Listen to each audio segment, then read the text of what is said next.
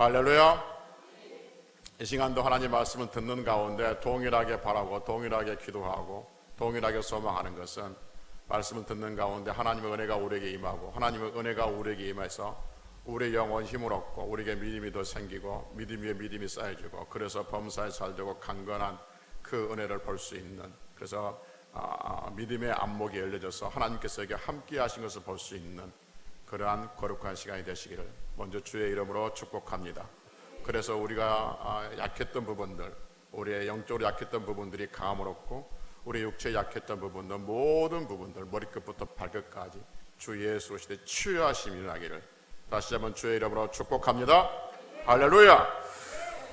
지난 시간에는 이 일을 행하시고 성취하신 하나님이라는 제목으로 말씀드렸습니다. 솔로몬의 아들 르호보암의 선택과 다윗의 아들 압살롬의 선택을 통해서 하나님께서 어떻게 하나님을 행하시고 성취하신 것을 봤습니다. 그래서 결론이 뭐냐면 하나님께서는 살아계셔서 하나님께서 이 일을 행하시고 성취하시니 더욱더 하나님을 신실하게 믿고 그렇게 승리하자라고 말씀드렸습니다. 오늘은 그 말씀의 연장선에서 말씀을 드리는데 오늘 설교 제목이 말씀을 이루신 하나님입니다. 아마 말씀을 이루신 하나님이라는 제목으로 제가 설교를 많이 했던 기억이 납니다. 오늘도 동일하게 말씀을 이루신 하나님이라는 제목으로 말씀을 드립니다.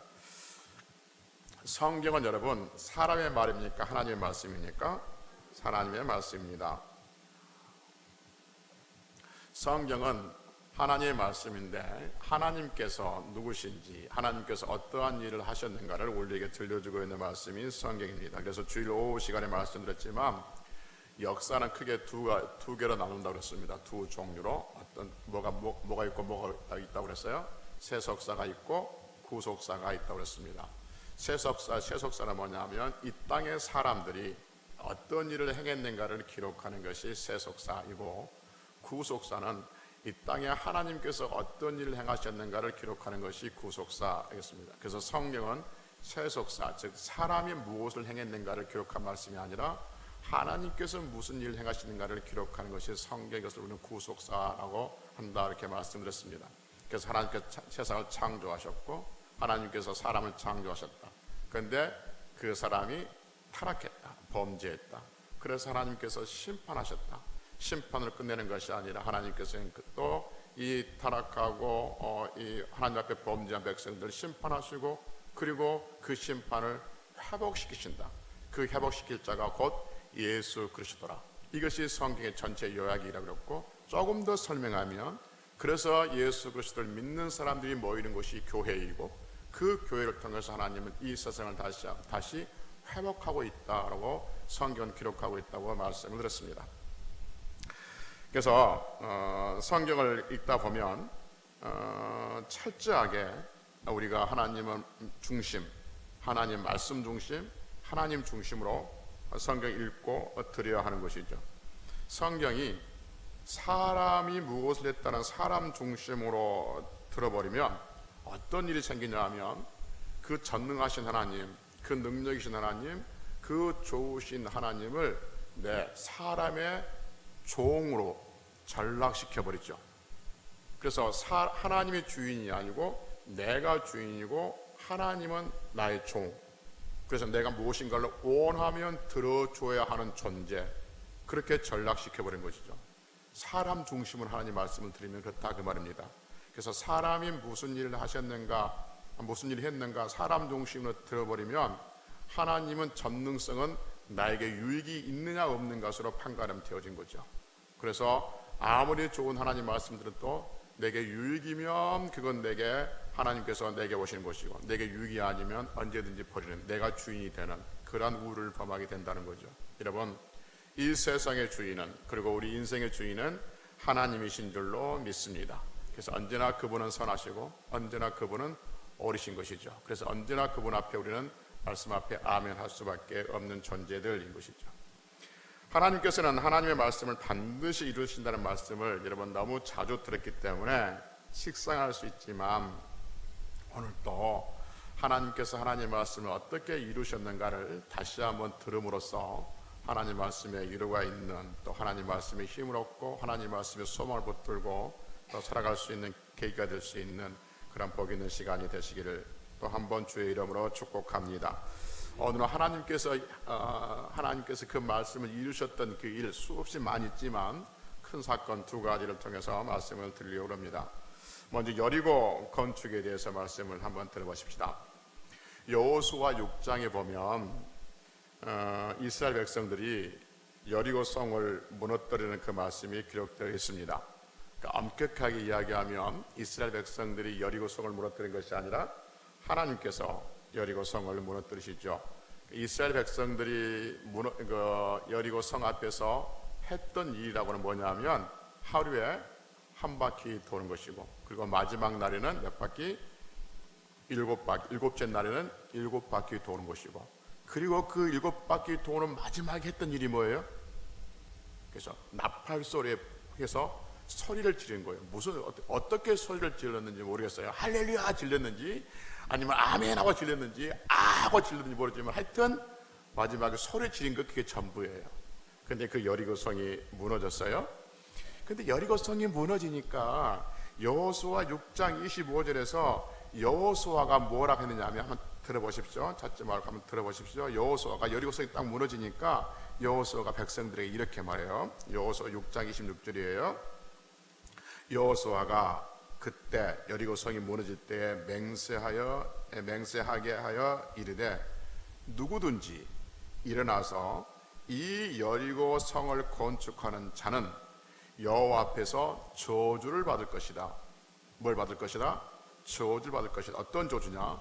그 기초, 여리고 성의 기초를 쌓을 때 그 맏아들을 잃을 것이고, 그 문을 세울 때는 막내 아들을 잃을 것이다.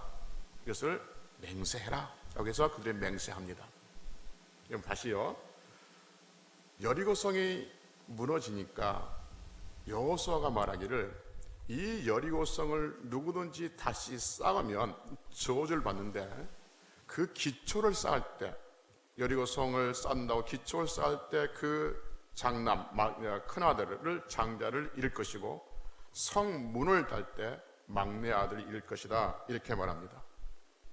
그러면 그 말씀은 어떻게 됐을까 하는 거죠. 그 말씀은 어떻게 됐을까? 열왕기상 16장 34절에 보면 이렇게 말씀하고 있습니다. 제가 읽어볼게요. 열왕기상 16장 34절에 보면 그 시대가 누구 시대면 아합의 시대인데, 하여튼 그 시대에 베델 사람 히엘이 여리고를 건축하였는데, 그가 그 터를 쌓을 때에 맏아들 아비람을 잃었고, 그 성문을 세울 때에 막내 아들 수굽을 잃었으니 여호와께서 눈의 아들 여호수아를 통하여 하신 말씀과 같이 되었더라. 이렇게 나옵니다. 그러니까 하나님께서 여호수아를 통해서 말씀하신 뭐냐면, 이 무너진 여리고성, 하나님께서 무너뜨린 그 여리고성을 쌓는 자는 저주를 받을 것이다 하겠는데, 그 말씀이 이루어졌다라고 말한 거죠. 그러면 그 말씀이 얼마나 기간 후에 이루어졌을까? 그러니까 여호수아 시대에 그 여호수아가 여리고성을 쌓는 자가 저주를 받을 것이다라고 말했단 말이에요. 그럼 베델 사람 히엘이 그 여리고성을 건축할 때는 그 시대가 아합의 시대였었어요. 아합의 시대. 그래서 여호수아는 정복 시대죠. 정복 시대 다음에 무슨 시대예요? 정복 시대 다음에는 사사 시대. 사사 시대 다음에는 다니엘 왕국 시대. 다니엘 왕국 시대 그 다음에 분열 왕국 시대의 아합의 시대예요. 그러니까 정복 시대를 지났고, 사사 시대를 지나고, 다니엘 왕국 시대를 지나고, 분열 왕국 시대의 아합의 시대예요. 이 시간 쭉 계산해 보니까 616년이 넘어요. 약 600년이 넘는 거예요. 600년이 넘는 시대에 이 말씀이 이루어졌어요. 여러분, 하나님께서 여호수아에게 말씀하셨던 그 말씀, 여리고 성을 쌓는 자는 저주를 받을 것이다.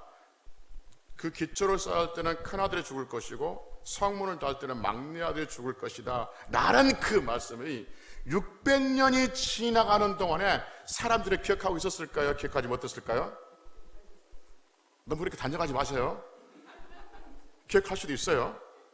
아니, 있을 수도 있어요. 있을 수도 있습니다. 있을 수도 있어요.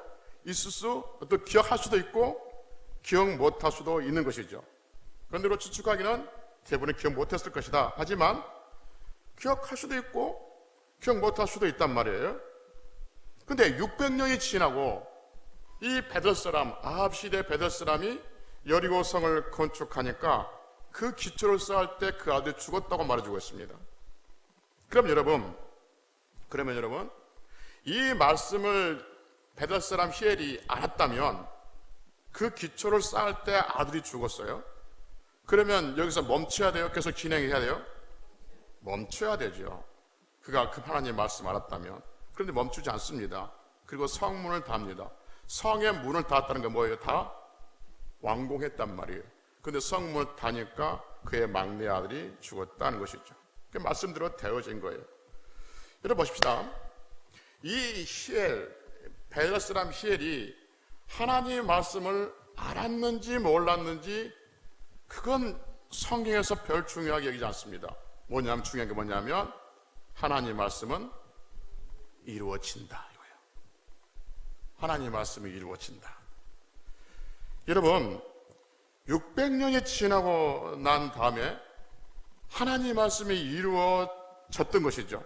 그래서 하나님의 말씀은 그 시대나 그 상황이나 그 어떤 것 앞에서도 결코 하나님의 말씀은 사라지거나 무시되어지거나 없어진 것이 아니라 반드시 이루어진 것이죠. 1.1에게 빠짐없이 반드시 이루어지는 것이 하나님의 말씀인 것이죠. 베델 사람 히엘이 나 그런 말씀이 있는지도 몰랐습니다.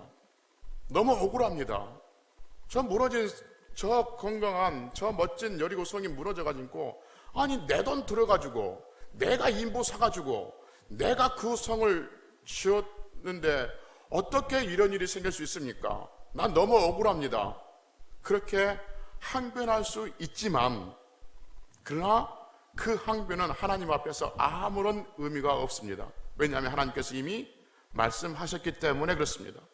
그래서 그 말씀은 모르는 또는 가르쳐주지 않았던 사람들의 잘못이지 하나님의 잘못은 아니라 하는 것이죠. 그래서 여러분 하나님의 말씀은 사람들이 알고 있든지 모르고 있든지 반드시 그 말씀도 이루어집니다. 다시 크게 아멘 하십시오. 하나님의 말씀은 사람들이 알고 있든지 모르고 있든지 반드시 이루어집니다. 그러기에 우리는 하나님의 말씀을 배워야 합니다. 가끔 가다 보면 중요한 말씀을 줘도 나 교회 30년 됐는데 그 말씀 처음 들어보는데요. 왜 처음 들어볼까? 30년 다녔는데 왜 그 말씀 처음 들어볼까? 안 배워서 아니라 가르쳐 줬어. 여러분 30년 다녔는데 교회가 목사가 뭘 안 가르쳐 줬겠습니까? 다 가르쳐 줬지. 알고 있는 거 다 가르쳐 줬겠지.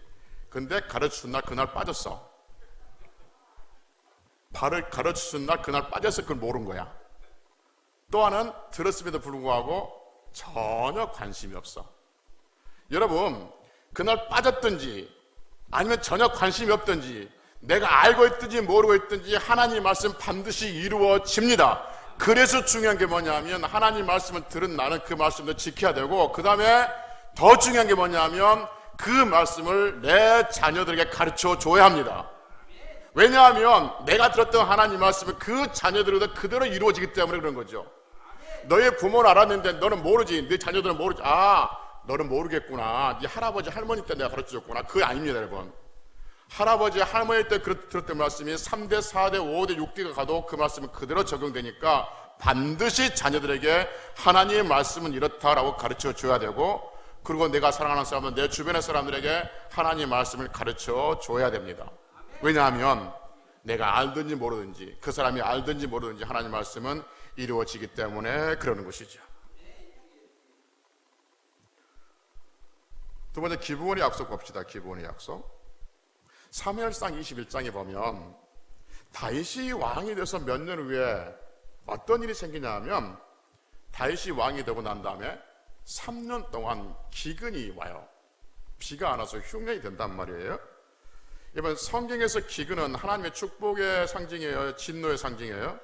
진노의 상징이에요. 지금의 기근은 다른 개념이에요. 지금은 기후변화 때문에 그렇지만 성경에서 기근, 가뭄 이것은 하나님의 진노의 상징이란 말이에요. 그래서 다윗이 기도해요. 하나님, 아니 뭐 때문에 내가 잘하고 있는데 3년 동안 기근이 옵니까? 라고 기도하니까 하나님께서 말씀하세요. 뭐라고 말씀하냐면 사울이 누구냐면 다윗의 선왕이잖아요. 그러니까 다윗의 선왕, 그러니까 너의 선왕 때 사울이 기브온 족속을 죽였기 때문이다 라고 말해요. 그러니까 기브온은 누구냐면 이스라엘 가나안 땅에 살고 있지만 혈통적으로 이스라엘 백성들이 아니죠. 기브온 족속들은.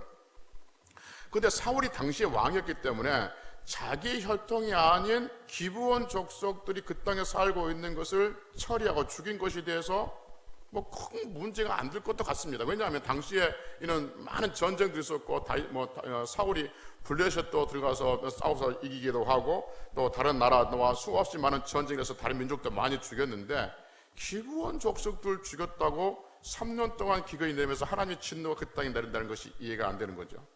근데 성경을 알고 있는 사람들은 하고 탄식할 수밖에 없죠.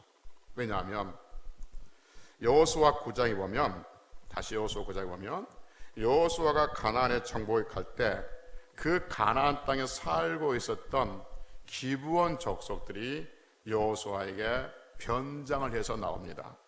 그래서 다 헤어진 옷을 입고 다 떨어진 신발을 신고 마르고 곰팡이가 핀 떡을 가지고 여호수아에게 옵니다. 그래서 하는 말이 뭐냐면 우리가 먼 데서 살고 있는 사람들인데 우리와 조약을 맺읍시다 라고 말하죠. 화평하게 지내자 라고 하는 거죠. 그러니까 여호수아가 아닌 것 같은데 그러니까 증거를 내세우죠. 그들이 무슨 증거냐면 이 옷을 보십시오, 또 우리 신발을 보십시오, 이 떡을 보십시오. 우리가 올 때 어찌 여호수아를 만나러 오는데 이 헌 옷을 입고 왔겠습니까? 새 옷을 입고 왔고 좋은 새 신발을 신고 왔고 집에서 따끈따하게 떡을 구워서 왔는데 지금 이것을 보십시오. 우리 옷이 다 헤어졌지 않습니까? 우리 신발이 다 이렇게 나갔지 않습니까? 우리의 떡이 이렇게 다 마르고 곰팡이 피었지 않습니까? 우리가 먼 데서 온 사람인 것을 이것이 증거합니다 라고 증거문을 내세우니까 여호수아가 그래 그렇게보다 그러고 사인을 하죠. 여호수아가 사인하는 것은 곧 하나님 앞에서 맹세하는 겁니다. 하나님의 이름으로 맹세하는 거예요. 그래서 그들을 죽이지 않고 화평의 조약을 맺습니다. 그래서 서로 해치지 않고 화평의 조약을 맺는 거죠. 과정이 어쨌든 간에 그가 거짓 증거를 내세워서 어쨌든 간에 결과론적으로 하나님 앞에서 화평의 조약을 맺고 그리고 기브온 사람들을 죽이지 않습니다. 나중에 발각되지만 죽이지 않아요. 그런데 사울이 여호수아 시대를 지나서 사울이 이 기브온 사람들을 죽여요. 사울이 기브온 사람들을 죽이는 이유를 뭐라고 말씀하고 있냐면 사무엘하 21장 2절에 보면 사울이 왜 기브온 사람을 죽였냐면 자기 백성들에 대한 열심으로 기브온 사람들을 죽였다는 거죠. 그러니까 사울이 왕이 보니까 이 기브온 사람들이 자기 나라 사람도 아닌데 자기 혈통도 아닌데 다른 민족이 살고 있는 것이 영 불편한 거죠. 자기 민족주의, 우월주의 그 생각으로 기브온 사람들을 죽여요. 여러분, 사울이 자기 민족에 대한 열심으로 기브온 족속을 죽이는 것이 왜 하나님의 진노를 사지릅니까? 블레셋 사람들 죽이는 게 괜찮고 모압 사람을 죽이는 게 괜찮은데 왜 기브온 사람을 죽이는 것이 하나님의 진노를 사지릅니까? 왜 하나님께서 그일 때문에 진노하신 것이죠? 하나님 앞에 맹세했어요. 어떤 맹세? 죽이지 않기로, 화평하기로 맹세를 했기 때문에 그렇습니다. 그리고 그 맹세는 지켜져야 하는 것이죠. 성경은 지금 우리에게 무엇을 가르쳐주고 있냐면 여러분, 기브온 시대 기브온 족속과 서로 화평의 언약을 맺은 그 사람이 사울입니까? 여호수아입니까? 여호수아입니다. 사울이 한 게 아닙니다. 사울은 그때 태어났어요? 안 태어났어요? 안 태어났습니다. 왜냐하면 여호수아 시대, 정복 시대를 지나서 그 다음에 무슨 시대? 사사 시대를 지나서 그 다음에 다니엘 왕국 시대가 와요. 사무엘 지나서 다니엘 왕국 시대가 와요. 그러니까 400년 전에 있던 이야기야. 400년 전에. 400년 전에 있었던 일을 지금 사울이 그것을 모르고 기브온 족속들을 죽이는 것이죠. 그래서 사울이 만약 이랬다 합시다. 아니 그건 400년 전의 일이지 않습니까? 나 태어나기 전의 일이에요. 여호수아가 맺은 언약입니다. 나하고 상관없어요. 그럴 수 있어요? 없어요? 그럴 수 없어요. 사울이 아니 나하고 상관없 내가 약속한 게 아니지 않습니까? 여호수아가 하는 약속이지 않습니까? 400년 전에 한 약속입니까? 약속이지 않습니까? 라고 말할 수가 없어요. 그 약속은 누구 앞에서 한 거예요? 하나님 앞에서 한 거예요. 하나님의 보증이에요. 그래서 하나님께서 하신 약속과 같은 거예요. 그래서 그 약속은 지켜져야 돼요. 그래서 여러분, 하나님께서 말씀하신 그 말씀, 하나님께서 말씀하신 여호수아가 말했지만 그 말씀은 곧 하나님께서 하신 말씀이에요. 그래서 하나님께서 말씀하신 그 말씀은 400년이 아니라 4,000년이 아니라 4억 년이 지나가도 그 말씀은 반드시 지켜져야 되고 이루어져야 될 줄로 믿습니다. 그래서 사울은 그 말씀을 반드시 지켜야 했다는 것이죠. 여러분, 사울이 그 말씀, 여호수아하고 기브온 족속들하고 맺었던 그 약속을 사울이 알고 있었을까요? 모르고 있었을까요?